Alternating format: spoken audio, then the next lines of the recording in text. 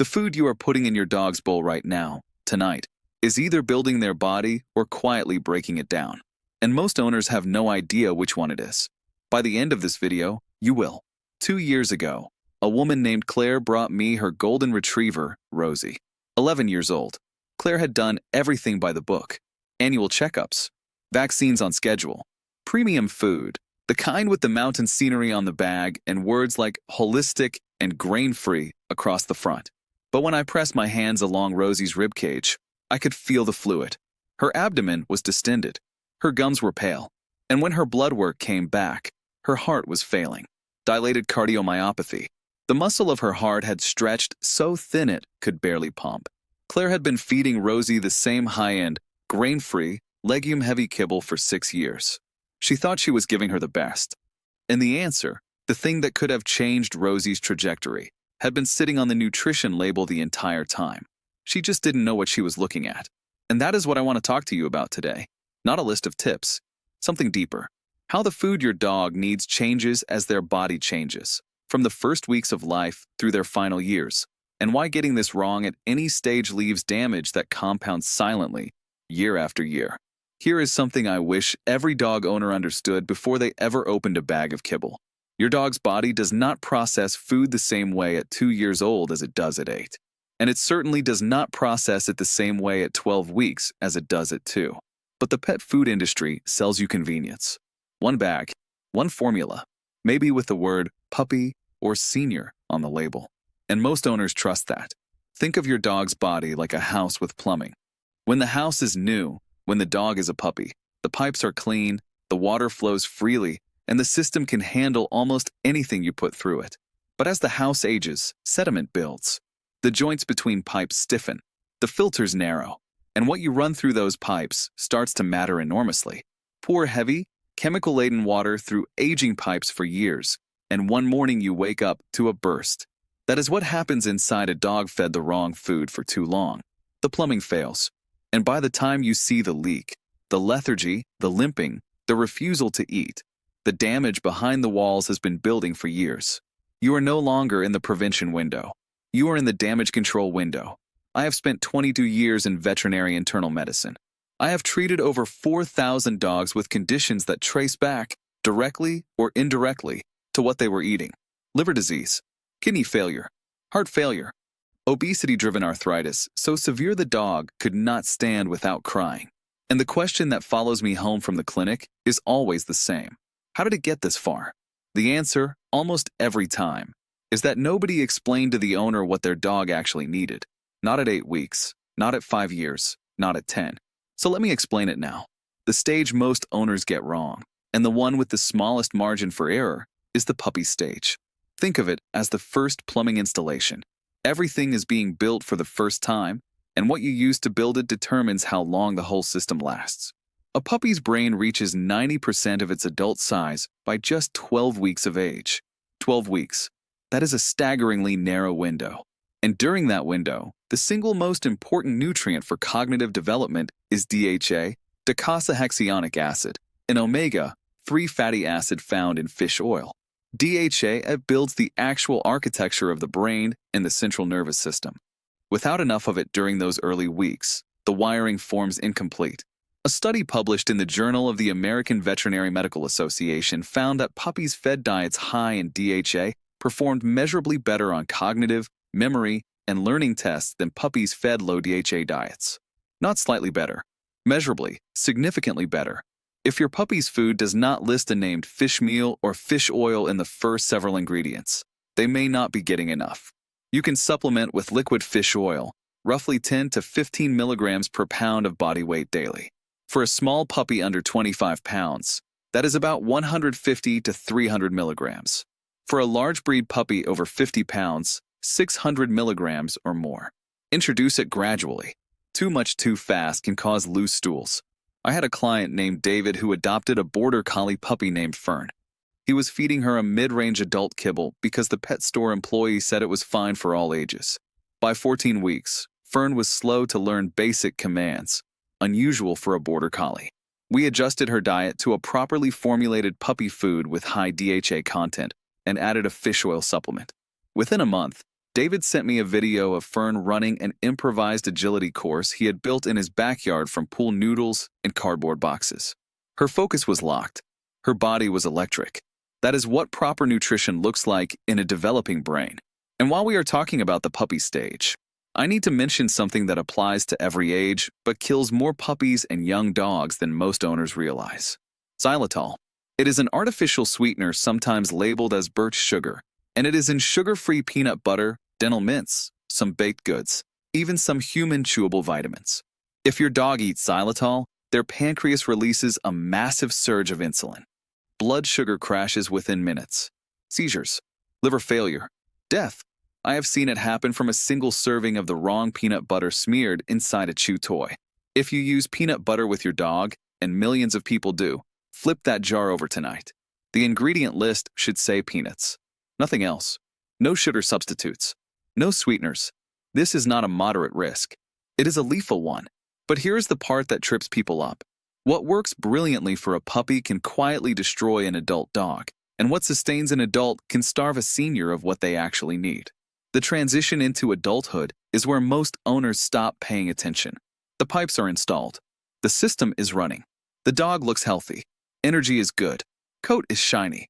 So the food stays the same, the portions stay the same, and slowly, imperceptibly, the sediment builds. 59% of dogs in the United States are now classified as overweight or obese. Not a rare edge case. The majority. And the landmark Purina Lifespan Study, 14 years of data, found that dogs kept at a lean body mass by reducing food intake by just 25% lived nearly 2 full years longer than their overfed littermates. 2 years. From portion control alone. Here is how you know if your dog is the right weight. Run your hands along their rib cage with light pressure. You should feel each rib easily, like running your fingers across the back of your hand. If you have to press hard to find the ribs, or if you cannot feel them at all, your dog is carrying too much weight. That is a body condition check. Do it once a month. It takes 5 seconds, and it is more honest than any bathroom scale. During the adult years, the most critical thing on your dog's food label is not the brand. It is the AFCO nutritional adequacy statement on the back of the bag. It should say that the food provides complete and balanced nutrition for the maintenance life stage, substantiated by feeding trials, not just formulated to meet minimum standards. There is a meaningful difference. One means a company tested the food on actual dogs. The other means a computer said the recipe looked adequate on paper. I want you to flip your dog's food bag over tonight and read that statement. If it says, for intermittent or supplemental feeding only, that food should not be their daily diet. And while you are reading that label, look at the preservatives. If you see BHA, BHD, or ethoxyquin, those are synthetic chemical preservatives linked to organ toxicity in laboratory studies. Look instead for mixed tocopherols, that is vitamin E, or rosemary extract. Same shelf life.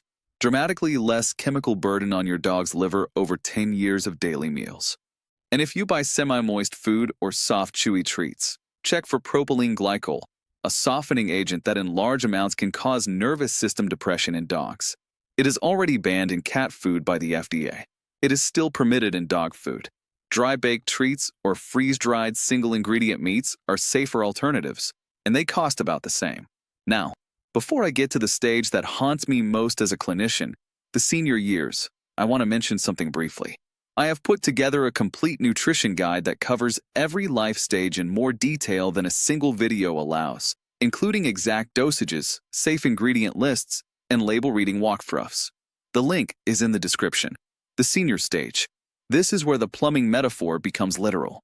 After age 7, earlier for large breeds, your dog's internal filters start to narrow, joint cartilage thins, kidney filtration rate drops, the inflammatory baseline rises, and the food that sustained them perfectly at 4 is now asking their organs to do work they can no longer handle efficiently. What a good senior diet looks like is different from what most people assume. You want lower calorie density, because their metabolism has slowed, but their appetite often has not. You want higher quality protein, not less protein, which is a persistent myth, but more digestible protein so the kidneys process less waste.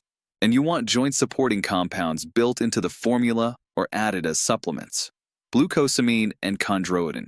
compounds that help rebuild cartilage and lubricate joints, become essential, not optional. For a dog under 25 pounds, 250 to 500 milligrams of glucosamine daily. For a medium dog, 500 to 1,000. For a large dog over 50 pounds, 1,000 to 1,500 milligrams daily. Use veterinary formulated supplements only, never human ones, which may contain xylitol or other additives unsafe for dogs. I think about a chocolate lab named Duke. His owner, Maria, brought him in at 10 years old because he had stopped going up the stairs. She thought it was just age. He's slowing down, she said. It's normal. But when I watched Duke walk across the exam room floor, his back legs were trembling. Not from weakness, from pain. We started him on a senior formulated diet lower in calories and higher in joint-supporting nutrients. Added glucosamine and a proper dose fish oil. 1,000 milligrams of EPA and DHA per 30 pounds of body weight, refrigerated from a wild-caught source, and adjusted his portions down. 8 weeks later, Maria sent me a photograph. Duke was standing at the top of her staircase, looking down at the camera with a tennis ball in his mouth. He had carried it up himself. And here is where it all connects. Every mistake I have described, the missing DHA in the puppy window, the slow weight gain through the adult years, the inflammatory overload in the senior stage, these are not separate problems. They are the same plumbing failing at different points along the line. Chronic, low-grade nutritional mismatch. The body compensating until it cannot compensate anymore. And then the symptoms arrive all at once, and the owner says, "This happened so suddenly." It did not happen suddenly. It was happening every day, in the bull. I think about Rosie, Claire's golden retriever. After we diagnosed the cardiomyopathy, we transitioned her to a grain-inclusive, veterinary-formulated diet and started taurine supplementation. Taurine is an amino acid critical for heart muscle function, and Rosie's levels were dangerously low, a pattern veterinary cardiologists were seeing in dog after dog on legume-heavy, brain-free diets. Over 1,100 cases of diet-associated heart disease were reported to the FDA between 2014 and 2020. Claire's voice was steady when she asked me the question, "Why didn't anyone tell me?" I hear that sentence more often than any other in my career. And here is the part that stays with me. Rosie did improve. 3 months on the new diet. Her echocardiogram showed measurable improvement in heart function. Not a cure, but a dog that could walk to the end of the driveway again without stopping to catch her breath. Claire sent me a video. Rosie lying in a patch of sun on the back porch, tail thumping slowly against the wood. Not running, not fetching, just comfortable and alive. The FDA investigation into grain-free diets and heart disease is still evolving. The science is not fully settled. But here is what is settled. Look for the AFCO feeding trial statement. Look for companies that employ board-certified veterinary nutritionists. Look for foods backed by published, peer-reviewed research, not just marketing copy with pictures of wolves on the bag. The World Small Animal Veterinary Association publishes nutrition guidelines that can help you evaluate any brand. And before changing anything, your dog's diet, their supplements, their routine, talk to your vet first. Bring them the specific questions this video raised. A vet armed with good information from you gives better answers. That is how this works. Every meal is a decision your dog's body has to process. Over a lifetime, those decisions either keep the plumbing clear or let the sediment build until something breaks. The difference between the dogs who age well and the dogs who decline early is rarely genetics. It is rarely luck. It is information applied consistently at the right stage in the right bowl. And now you have it.